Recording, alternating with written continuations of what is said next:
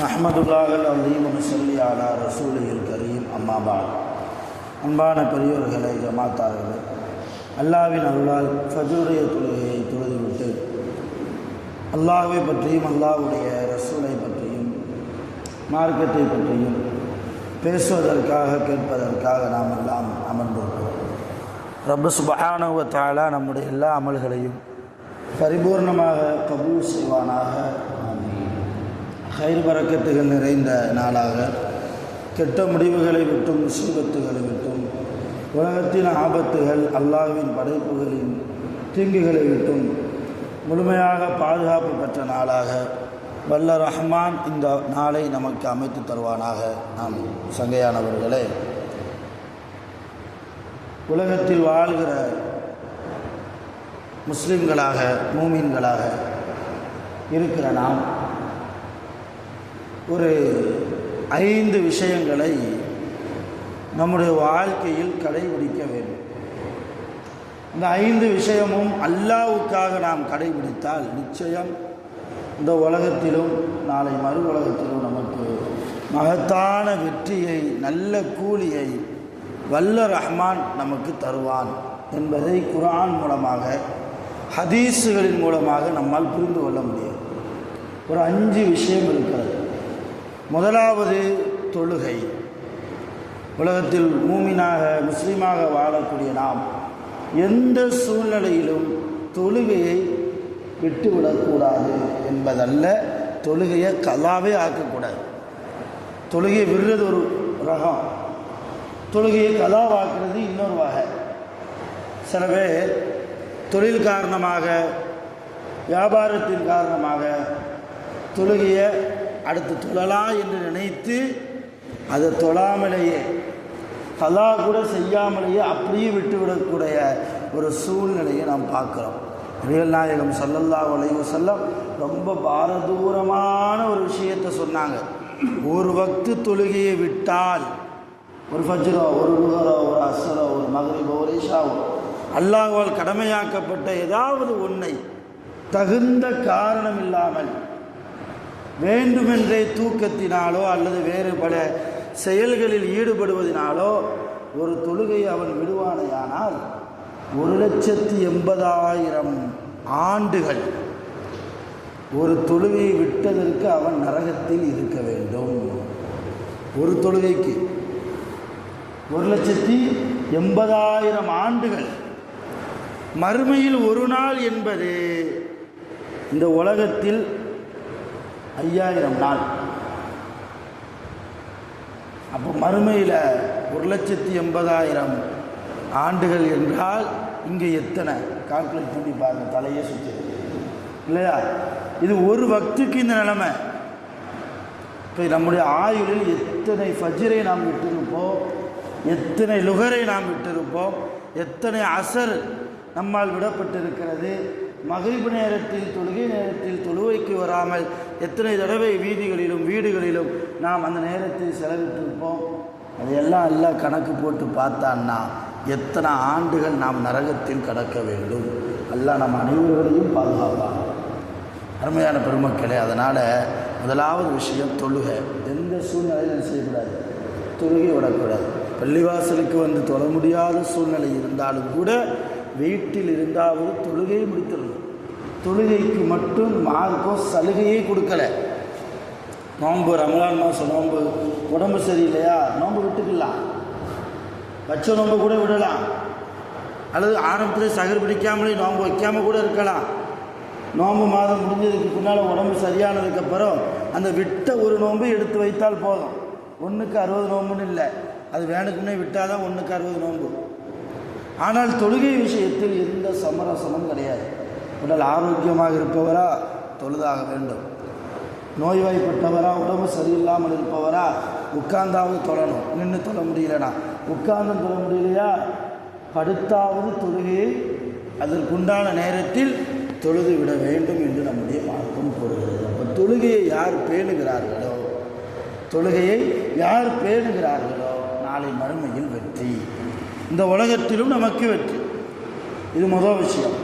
2வது திலாவத்துல் குர்ஆன், குர்ஆனை அதிகமாக ஓதுவது.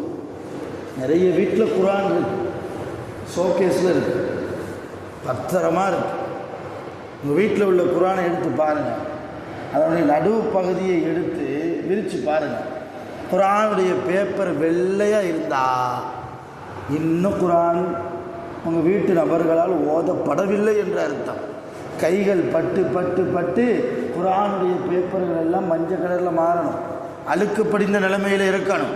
அந்த அளவு குர்ஆன் இருக்குமே. ஆனால் சுப்ஹானல்லாஹ், அல்ஹம்துலில்லாஹ், நம் வீட்டு பெண்கள், நம் வீட்டு குழந்தைகள் அல்லது நாம் குர்ஆனை ஓதியிருக்கிறோம் என்று அர்த்தம். உண்மையான பெருமக்களே, குர்ஆன் என்பது நாளை கியாமத்தில் நமக்கு சிபாரிசுக்கு வரும், சிபாரிசுக்கு வரும் அல்லாஹ்விடத்தில். ஒருவேளை அல்லாஹ் நம்முடைய நன்மையை விட தீமை அதிகமாக இருந்து நம்மை அல்லாஹ் நரகத்திற்கு போக சொல்லிவிடுவானையானால் அப்போ குர்ஆன் வரும். நம் ஓதிய குர்ஆன், நம் ஓதிய சூறாக்கள், நம் ஓதிய வசனங்கள் ஒவ்வொரு எழுத்தும் அல்லாஹ்விடத்தில் பேசும். ரப்பே, என்னை இவன் உலகத்தில் ஓதிக்கொண்டிருந்தான். காலையில் ஒவ்வொரு நாளும் ஃபஜ்ருக்கு பின்னால் ஒரு அரை மணி நேரம் உட்கார்ந்து ஓதுவான், அல்லது ஒரு அசருக்கு பின்னால் ஒரு பக்கம் ஓதிடுவான். ஓதாமல் அவன் எந்த வேலையும் பார்க்கறது இல்லை. அதனால் அவன் செஞ்ச எல்லா பாவத்தையும் மன்னிச்சிருந்து குர்ஆன் நமக்காக அல்லாஹ்விடத்தில் பரிந்து பேசும். யாருமே உதவி செய்ய முடியாத அந்த நாளில், அல்லாஹ்வை தவிர யாருமே உதவி செய்ய முடியாத அந்த நாளில் குர்ஆன் நமக்கு உதவி செய்ய வேண்டும் என்றால் அதுதான் நமக்கு வெற்றி. இந்த வெற்றி எப்போ கிடைக்கும்? குர்ஆன் ஓதக்கூடியவர்களாக உலகத்தில் நாம் இருக்கணும். இன்னும் நிறைய பெரியவர்களுக்கும் சிறியவர்களுக்கும் குர்ஆனை ஓத தெரிகிறது இல்லை.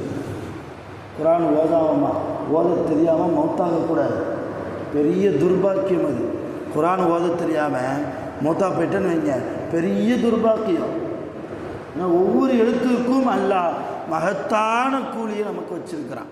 மகத்தான கூலி குர்ஆன் இருக்கிறது சர்வசாதாரணமான மற்ற வேதங்களை போன்று நம்முடைய குர்ஆன் அல்ல என்பதை நாம் விளங்க வேண்டும்.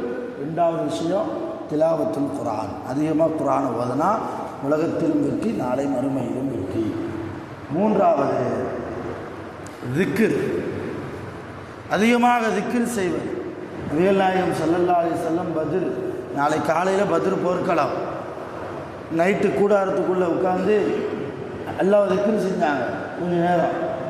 என்ன திக்ரு? அது கூட ஹதீஸ்ல வருது, யா ஹய்யு யா கய்யூம் பிரஹ்மதிக அஸ்தகீஸ், யா ஹய்யு யா கய்யூம் பிரஹ்மதிக அஸ்தகீஸ் என்கிற திக்ரை அதிகமாக ஓதக்கூடியவர்களாக நபிகள் நாயகம் ஸல்லல்லாஹு அலைஹி வஸல்லம் இருந்தார்கள். அதே போன்று சஹாபாக்கள் யாராவது கஷ்டத்தில் இருந்தால், யாராவது மனக்கவலையில் இருந்தால் நபி ஸல்லல்லாஹு அலைஹி வஸல்லம் கூடுமான வரைக்கும் திக்ரை சொல்லி கொடுத்தார்கள். ஓதுங்க, லா ஹவ்ல வலா குவத்த இல்லா பில்லாஹ் ஓதுங்க, சுப்ஹானல்லாஹி பிஹம்திஹி சுப்ஹானல்லாஹில் அலீம். நாளை மீசான் தராசிலே அது அந்த சுப்ஹானல்லாஹி பிஹம்திஹி சுப்ஹானல்லாஹில் அலீம் என்கிற தஸ்பீகை வைத்தால் அது கனத்தால் தாழ்ந்து போகும். அந்த அளவு ரொம்ப பவரான ஒரு திக்ர். அதை நீங்கள் ஓதுங்கள் என்றெல்லாம் நபி ஸல்லல்லாஹு அலைஹி வஸல்லம் இந்த உம்மத்திற்கு திக்ரை அதிகமாக சொல்லிக் கொடுத்தாங்க. அல்லாஹ்வுடைய நாமம், அல்லாஹ்வுடைய நாமம் நாம் என்ன கேள்விப்பட்டிருக்கோம் இல்லையா? 2000 ஆண்டுகள் நரகத்திலிருந்து ஒருவன் அல்லாஹ்வை திக்ர் செய்வான். யா ஹன்னான் யா மன்னான், யா ஹன்னான் யா மன்னான் திக்ர் செய்வான். அல்லாஹ் கேட்பா, என்னப்பா வேணும்? எனக்கு சொர்க்கம்லாம் வேணாம், நரகத்தை விட்டு வெளியே வச்சா போதும். சரி, மறுபடியும் யா ஹன்னான் யா மன்னானும்பா, என்னப்பா வேணும்? சொர்க்கம்லாம் வேணாம், நரகத்துக்கும் சொர்க்கத்துக்கும் மத்தியில் ஒரு மரம் இருக்குது, அந்த மரத்து பக்கத்தில் வச்சா போதும். மறுபடியும் யா ஹன்னான் யா மன்னானும்பா, அல்லாஹ் என்னப்பா கூப்பிட்டுக்கிட்டே இருக்கிய? எல்லாம் சொர்க்கம்லாம் வேணாம், சொர்க்கத்தினுடைய வாசலில் போய் நான் உட்காந்துக்கிறேன், அந்த வாசலில் என்னை வச்சிரு, சொர்க்கத்தை பார்த்தே என்னுடைய காலத்தை ஓட்டிடுவேன். சொர்க்க வாசலில் அல்லாஹ் கொண்டு போய் உட்கார வைப்பான். மறுபடியும் அவன் சொல்லுவான், யா ஹன்னான் யா மன்னான், என்னப்பா கூப்பிட மாட்டேன்ட்டு மறுபடியும் கூப்பிடுறிய, என்ன வேணும் யா அல்லாஹ்? அவன் சொல்லுவானா, லேசாக உதச்சிட்டின்னா உள்ளே போய் விழுந்துருவேன், லேசாக ஒரு மிதிச்சினா உள்ளே போய் விழுந்துருவேன், இவ்வளோ தூரம் வந்துட்டேன், மன்னிச்சிறேன். அல்லாஹ் சொல்லுவான், போ இன்னும் போ. உள்ளே போனோன்னே அல்லாஹ் கேட்பான், உனக்கு சொர்க்கத்தில் எவ்வளவு இடம் வேணும், என்ன வேணும், எவ்வளவு இன்பமான வாழ்க்கை வேணும்? அவர் சொல்லுவார், அல்லாஹ் நரகத்தில் 2000 வருஷம் இருந்தால் எனக்கு சொர்க்கமே பெரிய பாக்கியம், எதுவுமே வேண்டாம் ரப்பே, ஏதாவது ஒரு மரத்தின் நிழலில் நான் உட்காந்துக்கிறேன். அல்லாஹ் சொல்வானா, சொர்க்கவாசிகளுக்கு நான் ஏதாவது கொடுக்கணும். இது என்னுடைய வாக்கு, குர்ஆனிலே நான் சொன்ன வாக்கு. அதனால் இந்த உலகத்தை போன்று 10 மடங்கு சொர்க்கத்தில் நீ வைத்துக்கொள். எந்த அமலும் செய்யலை, அவன் செஞ்ச பாவத்துக்கு 2000 வருஷம் எங்கே இருந்திருக்கான், நரகத்திலே கடந்திருக்கான். ஆனால் நரகத்தில் போயும் அல்லாவை திக்ரு செய்ததால், யா ஹன்னான் யா மன்னான் அல்லாவை திக்ரு செய்ததால் அல்லாஹ் கொடுக்குற கூலி உலகத்தை விட 10 மடங்கு அதிகம். எங்கள் சோனத்து இடம். அப்போ அதனால் இந்த திக்ரை விட்டுறக்கூடாது. முதலாவது தொழுகை, 2வது குர்ஆன் ஓதுறது, 3வது திக்ரு, 4வது நேற்று சொன்ன மாதிரி உறவுகளை பேணுறது. ரசூலுல்லாஹ் சொன்னாங்க, அதிகமான ஆயுள் வேணுமா உறவை பேணுங்க, நிறைய ரிஸ்க் வேணுமா உறவை பேணுங்க, உடல் ஆரோக்கியம் வேணுமா உறவை பேணி வாழுங்க, இரத்த பந்த உறவுகளோடு நீங்கள் பேணி வாழுங்கள். 4வது இது.